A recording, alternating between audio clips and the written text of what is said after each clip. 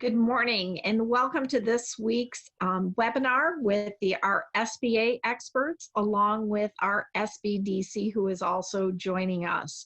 I want to thank the Ahwatukee Foothills Chamber of Commerce, Apache Junction Chamber of Commerce, Carefree Cave Creek Chamber of Commerce, the Chandler Chamber of Commerce, Fountain Hills Chamber of Commerce, Gilbert Chamber of Commerce, Queen Creek Chamber of Commerce, and the Tempe Chamber of Commerce. This is a collaboration effort of all of the chambers trying to get messages and information out to our business community. I'm Terry Kimball, I'm the President and CEO at the Chandler Chamber, and we're going to go ahead and get started. About 45 minutes ago, we received an email from our SBA affiliates, Jim Pipper, as well as Yolanda, who were to be on the call with us, and I would like to read you this statement. From today from U.S. Treasury Secretary, along with the U.S. Small Business Administration Administrator, issued the following statement regarding the Payroll Protection Program and Economic Injury Disaster Loan Program. The SBA has processed more than 14 years worth of loans in less than 14 days. The Paycheck Protection Program is saving millions of jobs and helping America's small businesses make it through this challenging time. The EIDL program is also providing much needed relief to people and businesses. By law, the SBA will not be able to issue new loan approvals once the programs experience a lap in appropriation. We urge Congress to appropriate additional funds for the Paycheck Protection Program, a critical and overwhelmingly bipartisan program, at which point we will once again be able to process loan applications, issue loan numbers, and protect millions more paychecks. The high demand we have seen underscores the need for hardworking Americans to have access to relief as soon as possible. We want every eligible small business to participate and get the resources that they need. And we have provided this information up on the screen for you for additional contact information. We are going to still be taking chats and questions along with further presentations. Next slide, please.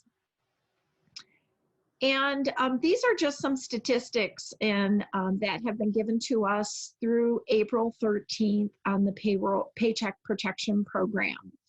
The overall nationwide, there have been over 1 million loans that have actually been funded. And these give you some of the additional gross dollars and also lender counts that are participating on a nationwide basis. Next slide. Specifically to Arizona, they have processed approximately 10,898 loans, for the Payroll Protection Program with just over $3 billion. And you can see the breakdown per state in where Arizona ranks. Next slide. These are some of the average loan size and whether it was for 150,000 or less, and you can see the breakdown in the actual dollars that people were asking. And the overall average loan size has been about $239,152, and that is nationwide statistics. Next slide. This gives you a breakdown from a subsector industry specific on who is getting approved for the loans. Obviously, when you take a look at the numbers, the number one is the construction industry, and then professional, scientific, and technical services, and then you can see it kind of goes on from there. And we will provide all of these slides to each of your chambers as well as have it available for future reference. Next slide, please. A lot of questions came in after last week's program about some of the lenders were not participating in the programs. Here is an SBA PP loan. These are the banks that and financial institutions in Arizona that are providing that as of the 14th of April. And also, I think the most important column that you'll see here on this slide is whether they are accepting new clients. So we will have, again, this information available to you in case you are having trouble with your own financial institution. Next slide, please. And at this point, I'd like to transition to our next phase. And we as a business community are also transitioning to that new phase. And joining me today is Paula with the SBDC, and she is going to walk through some of the things that you need to know in navigating this process. Paula?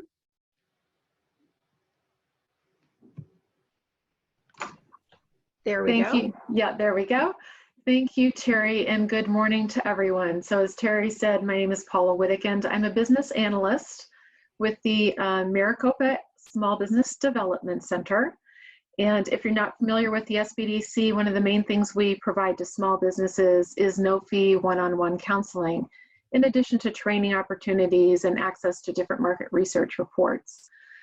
I'll share more with you about the SBDC after we go through a couple of the slides that I've prepared for you, but I really wanted to talk to you this morning about, as we're working with our small business clients, we really know the struggles that they're going through right now, especially trying to get access to the funds, trying to keep the doors open, bring their staff back on board, and move forward through this crisis that we're in. So it is a unique and a difficult time, and I just want you to know I was a former business owner for 15 years, so as many of the counselors are and have been, and so we really understand the struggles that our clients are going through, and we are here to help you navigate this, what we're calling a new phase. So let's see, Christian, if you would advance, thank you. So I did just want to speak very briefly about the SBA disaster loan programs with just a couple of reminders. So as far as if you have applied for that Paycheck Protection Program, the loan program, and if you do get funded or have been funded, just a reminder to please make sure you're keeping very accurate records, because as you recall in that program, there is a threshold of you must use those funds, 75% of those funds for salaries, and then there's a very short list of additional expenses such as mortgage, interest, rent, utilities that can be used as well. So in order to be able to get that 100% forgiveness, you must be able to prove that you've used those funds according to those guidelines. So just be cognizant of that. Now, as far as that forgiveness process, I know as we're talking with our clients, they're starting to ask, well, what is that forgiveness process? There's not necessarily very definitive rules about what that is. Our understanding as we are a resource partner to the SBA, so we have access to some information, but don't have all the details necessarily. But what we understand about the forgiveness process is it will likely be you approach your lender that you receive the loan from, probably fill out a document, and then you'll need to submit your supporting documentation for that forgiveness. So just be aware of that as well. I also wanted to mention about the SBA Debt Relief Program. And if you're not familiar with this program, this is for those who have those SBA-backed loans. And if you have one, you know who you are. But this is the program that the SBA fund is paying 6 months of principal, interest, and fees for your SBA loan. And so this is actually a great opportunity, a great thing that's actually being done to provide those payments for you. So if you have an existing SBA loan, and perhaps some of you may have already approached your lender and received a deferment. So if you're one of those businesses that has approached the lender, they've maybe given you a deferment of a month or two on your payments. The deferment, as we understand it, would stay in place, and then the SBA would pay the 6 months after that of your principal, interest, and fees. Now, if you've not yet gotten a deferment from your lender, then in this situation, the SBA would begin paying those payments for you on the loan for 6 months. And this actually is in effect through September, the very end of September, I believe is September 27th. It's on the website, on the SBA website, that if you get funded before that date, that there again, the SBA would be paying 6 months of that principal, interest, and fees. So just if you have one of those loans, make sure you're reaching out to your lender. Just don't take for granted payments are being made, and just follow through every month to make sure those payments are being made. So I just wanted to make sure you're aware of that if you were not to follow up on that. All right, Christian, go ahead to the next slide, please. Also, a couple of other reminders. Right now, as you know, I'm sure all of you are really looking at expenses, managing cash flow. So just a couple of tips if you've not done these items. Make sure you're contacting your landlord to discuss rent deferrals or reduced payments, contacting your credit card companies to ask for adjusted payments, communicate with your suppliers, manage your cash flow, of course, very important. And then we just spoke about the SBA debt relief program. So just a couple of reminders if you've not taken those actions, please make sure you're doing those things. Christian, yeah, thank you. Now, really at this time, as we say, we're trying to transition. We're in this void right now. So transitioning into what, this new normal is. As a business owner before, I just remember, just trying to work with customers, dealing with operations. It's really difficult to have an opportunity to just stop and assess where the business is and have that opportunity to say, where am I going next? Where do I want to take the business? So our situation, obviously, here's an opportunity, right? Make a lemonade out of lemons, as they say, right? So step back and say, where am I going to take the business in the future? It's a good time as a business owner to step back and think, I started this business. I had passion and vision around it. What does that look like today? What does that look like going forward? So start with that, and then even look at, what is the goal going forward? There's a lot going on with our businesses, our families, just the stress of the world that we're in right now. But just sit down, and I would encourage you to set some goals, and maybe it's just for the next month. What am I going to focus on this month to move the business forward? What do I need to do to maintain things to get to that next step? And then what I've listed on this slide and the next are just some areas, kind of a checklist for you to think about, how do I need to shore up my foundation of the business?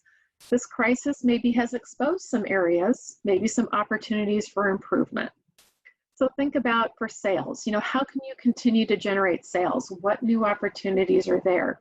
It takes some creativity, but we're finding it in our clients of how they're really stepping back and saying, what can I do to continue to keep some sales coming in the door? Maybe reassessing your products and services and even your customer segments as things have changed.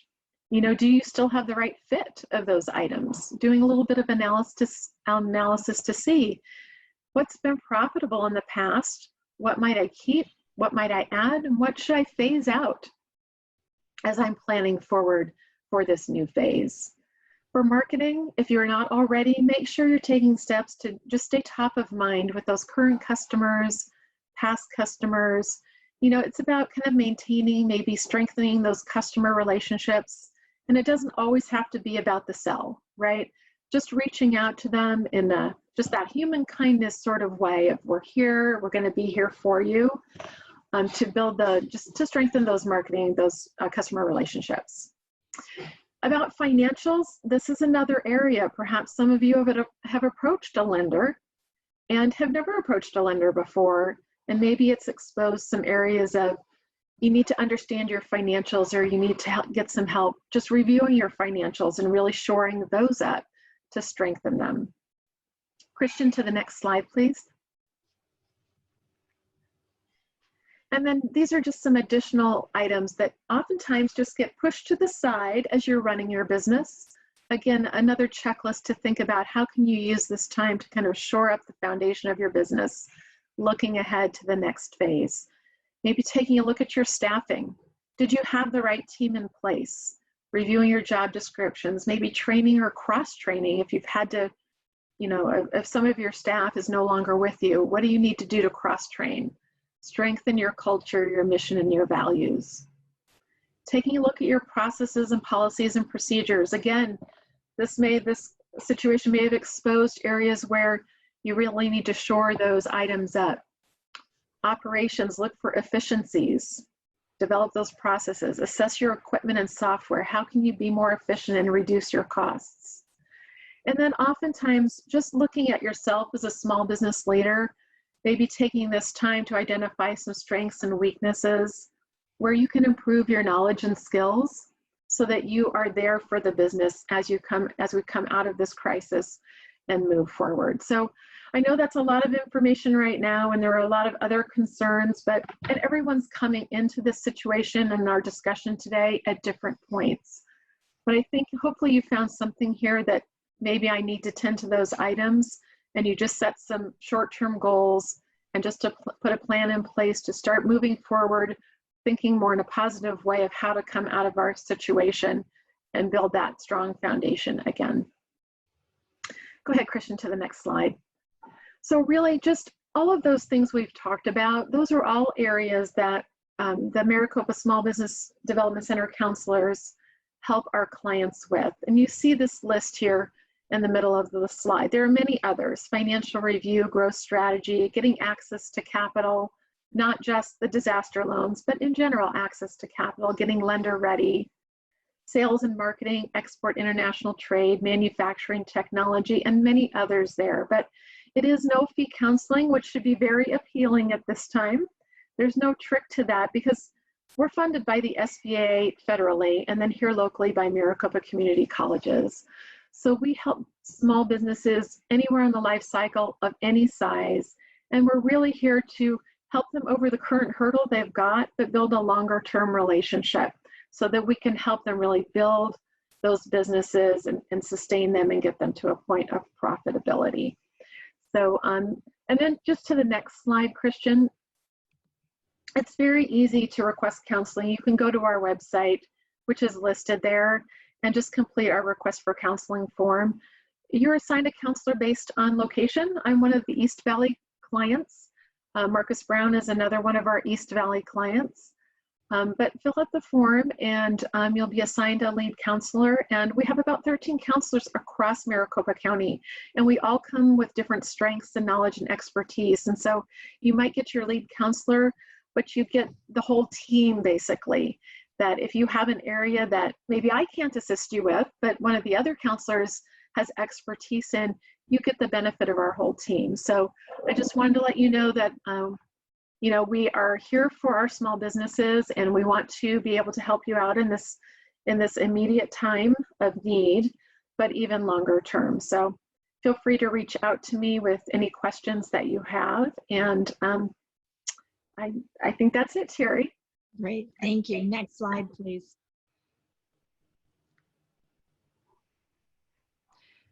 All right, and we have a couple of questions that have come in, and I want to run through those that have come in through our chat.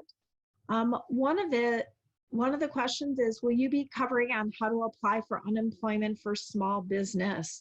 And on next week's program, we are working with the unemployment office to hopefully get you an expert to be able to do that for our next Thursday call as well.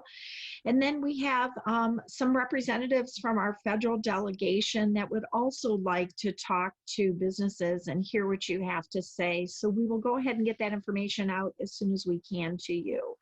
The next question is, we have basketball courts in Chandler. Our rush is to reopen because our rent continues. Is there any discussion about having landlords forgive rent during lockdown conditions? There is actually, Governor Ducey did issue an executive order, and I will give you, it's the website, it's azgovernor, governor.gov, G-O-V. And you can scroll down and download those executive orders. He did do that for not only for individuals and for people who are renting, but also for businesses. And so you can download that directly from the governor's website. And will this presentation be available to review after this meeting? Absolutely, and we will go ahead and get those out to each of your chambers and that are participating. I do want to again stress, please reach out to your local chambers. They want to hear from you. We are doing surveys. We're asking you where you're at, so that we can take that information as individual chambers back to our elected officials. And again, we are only as strong as our business community. So support each of our chambers that are listed here on this slide. Next question. I have received my loan today. When do I have to hire my staff back? again, on that PPP, there are some very specific questions and some guidelines that you do have to follow. And on the requirements, we will go ahead and make available, and we'll get it out to each of your chambers to post on their websites. But that is identified in some of the rules and criteria. And we'll go ahead. Terry, yes. If I could interject, I can't answer that question Sure. as we understand it. So if you've received those funds into your account, the clock starts ticking. So you've got 8 weeks to use those funds for salaries. And so that's where it's important to, bring back that staff and track the salary to make sure you're hitting the threshold of that 75% and using those funds correctly so that you can get that loan 100% forgiven. So the clock starts ticking when you get the funding. Which is great information, but we'll also make sure that we have that, because I know sometimes we're all on overload right now. And if I have it in front of me and I can read it again, when I don't have all the noise coming at me, I think that that's important. So we'll make sure that we get that out. Next question, they wanted to repeat the governor's website on the executive orders. It's azgovernor.gov. Okay, I was told, next question, I was told today by my accountant that the federal government is out of money for this program and said not to bother to fill out the forms. So I just heard back from Wells Fargo to sign up, which is true. We found out 45 minutes before this conference that the SBA was not going to be participating because, and that's why we read that press release to you ahead of time. They are asking for additional funds. And so I would still recommend that you apply because if the next round of funding and when the next round of funding comes, so that you are in the queue. And we will post this news release again on this so that you have future reference, but I would work with your individual SBA bankers, as well as we have a list of those other financial institutions who are also participating in the program. Another one on unemployment for business, and yes, we will do that. We are working with them to be able to get that on next week's program. And another one on hiring your staff back, which is great. If you've received those monies, that clock does start, so we will have a recording on that. The next question is, I'm an independent consultant who applied for PPP funding. If I get approved or funded, what are the requirements for keeping myself on the payroll to get loan forgiveness? You want me to answer that one as well? Please. It's basically the same answer, right? So you need to use those funds within the 8 weeks for that salary, if that's the only thing you're using it for. So again, referring back to the guidelines, which are also posted on the SBA site. It's 75% for salaries, and if you're using anything additional, it's for that mortgage, interest, rent, utilities, very specific expenses that they've outlined. So just make sure you're following those guidelines, and it's 8 weeks. You must use it within that time frame. Good. Another question, we applied with B of A on the first day and still have not received approval. Should we assume now that the funds are depleted that we are not going to get the approval? I wouldn't necessarily say that. I think that that's a really good question, and we have posed that, and especially with us just finding out 45 minutes before this happened, that before this webinar happened, I would check with your SBA lender and then also go to that additional lender sheet and see who is taking new clients. And hopefully we will be able to get you that answer. Again, this is all evolving. It's changing minute by minute. And I think that that's very important. I do want to do a shout out and just because we've got some more questions coming in, but each of your chambers that are listed here on this screen, we have all been invited to participate today with Governor Ducey at 3 o'clock for Chambers of Commerce across the state as key leaders, that we will be able to give input as we come out of this situation. What are the next steps? Are there issues, policies, issues that need to be addressed from the state level as we roll out the reopening of many of these businesses? So get your questions or any information that you have to your individual chamber CEOs so that they can help relay that information. They are an excellent form of a resource that you should be tapping into. And then, let's see here. We've got another question. This one is about, oops. I'm an independent consultant who applied for PPP funding. If I get approved or funded, how can I draw a paycheck for me? Is this documented anywhere from SBA and the CARES Act? Trying to keep myself on the payroll. So this is a bit of a gray area. So I would, if you've gotten that funding from your lender, I would go back to your lender and just get clarification about the documents they're going to be looking for. Oftentimes businesses take those company draws, but so I'm not sure if they're going to look at a record of your company draws that you're doing, those equity draws, or if your income statements. Just keep accurate records about what you're tracking, how you're paying yourself, and follow up with your lender about what they're going to be looking for specifically. No surprises. You don't want any surprises. Mm-hmm. Next question. How do I address my landlord about rent forgiveness / deferral? First of all, I would just open up that conversation. You have got to build that relationship with your landlord and then discuss it with them. Find out, because sometimes they may or may not be in a situation that they are able to do rent deferral or forgiveness or working out additional payment options. Your landlord will probably ask you for updated financials, and make sure that you just have those conversations. And just be very honest with them as you approach those. I know that the governor's executive orders do talk about the deferral, not rent forgiveness. And so I think that that's an important point to discuss. Paula, do you have any other suggestions for that? No, I don't. No, I don't. Okay.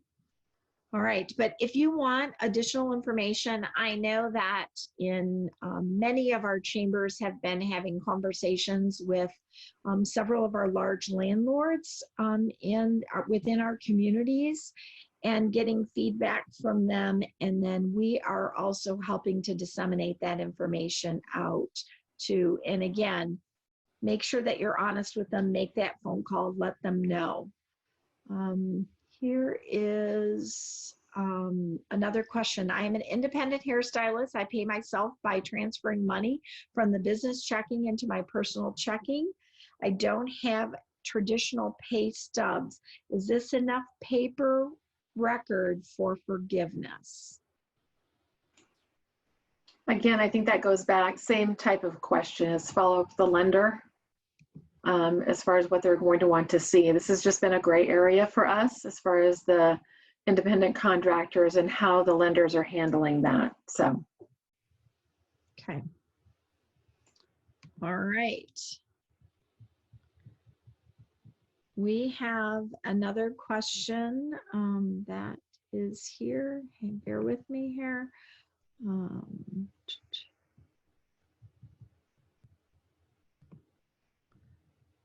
Please tell, oh, this is good information. Thank you for this and for my other chamber colleagues that are on the call.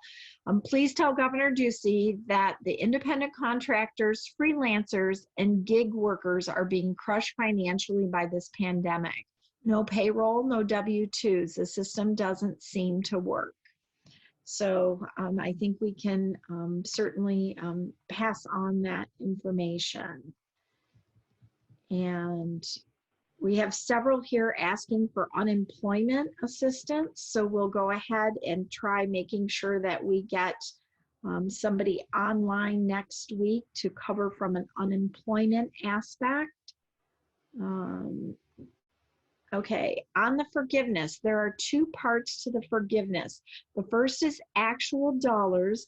The second is number of employees. So pre-loan, if they had FTE of 10, then after the loan, they are 8 FTE, only 80% will be forgiven. So here again, if it's referring to the PPP, it's that guideline of 75% of the funds are used for salary. And then the other 25% can be used for that very short list of expenses.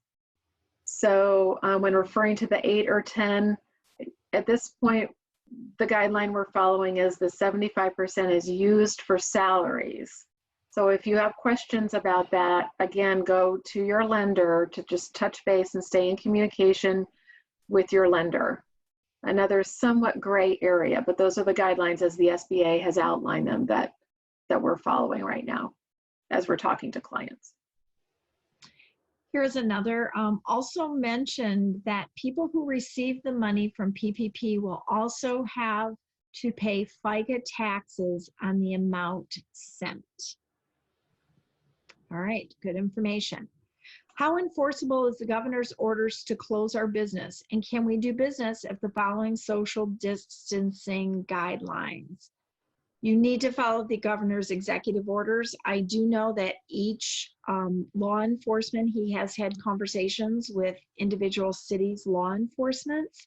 I do know that some cities are enforcing that and enforcing those governor's orders. So please check with your local jurisdiction. There's enough going on right now. We don't need anybody else. So let's please follow the governor's orders. I transfer money or the business pays most of my expenses. I do not send myself a W-2. Can I still apply? So our understanding is yes. However, now that the programs are closed, I think that will be on hold. But yes, I mean, our understanding was that those folks were eligible for both the EIDL and the PPP programs. Okay. Another question, are food service workers required to wear a mask even if the business already meets Maricopa food safety standards? Again, as a business, refer to the governor's executive orders, and on that azgovernor.gov is a great website. The other component with that is on the governor's website, you can also sign up for reminders. The governor is doing several press conferences throughout the course of the week, and you will get notifications of that to be able to hear that directly from them, so that it's also not being piecemealed through any type of news media or so forth. That's a really good resource so that you're not hearing somebody else's interpretation. So make sure that you go to that website. Is there any reason to discourage our employees from seeking unemployment in the hopes our PPP gets approved?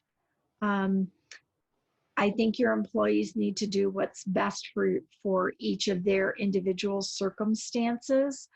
And as we continue to navigate through, obviously with the closure of this program just temporarily until it's hopefully refunded through our federal delegation.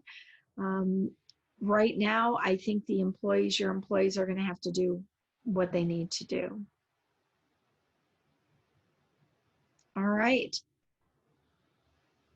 I applied for unemployment through the CARE Act. Is that the same as the PPP?